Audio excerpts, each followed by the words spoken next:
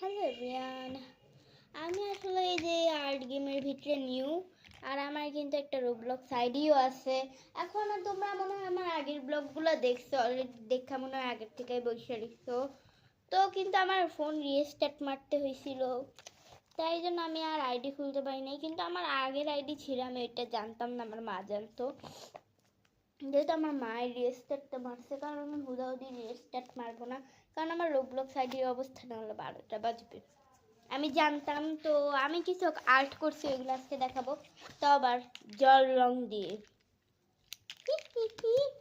তো প্রথমে যে আর্টটা করছিলাম, আমার 2টা বই নিয়ে বসতে হয়েছে, কারণ আমি 2টা বইতে আর্ট করছি, ভাবা যায়। তো প্রথম আর্টটা হলো এটা। সবকিছু কালো দেখাইতেছে, কিন্তু এই যে আকাশটা দিছিল নীল, দিস ইজ দ্য চাঁদ, আর এগুলো হইলো, যে ডিপ হইলো ফুল, আর এটা হইলো ঘাস, দিস ইজ দ্য গাছ, আর এটা হইলো দোলনা। আমি বুঝি না, আমার প্রত্যেকটা আর্টে কেন জানি আমার দোলনা অ্যাড করতেই হবে। তারপর একটা আছে, ওইটা আমার ভালো করে খোঁজা লাগবে। এই যে এই যে এখন অনেকজনই বলবে যে আমি কেন এমনগুলো ধরে রয়েছি, কারণ এদিকে আরেকটা আর্ট আছে যেটা এখন তোরই শুকায় নাই। এটা হইলো আরেকটা আর্ট, দিস ইজ দা ঘাস, দিস ইজ দা আকাশ, দিস ইজ দা গাছ। আর এখন আমি যেটা শুকায় না ওইটা দেখাবো। দিস ইজ, এই যে এটা, এই যে এটা মানে একটা গ্রামের বাড়ি টাইপের আর্ট করছি।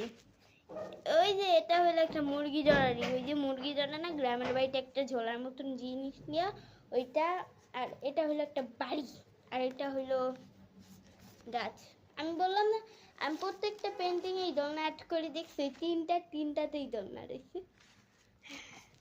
এখন আমি এটা শুকাইতে দিব, কারণ আমার বিড়াল অলরেডি 12টা বাজে বয়সায় রয়েছে। Bye bye bye.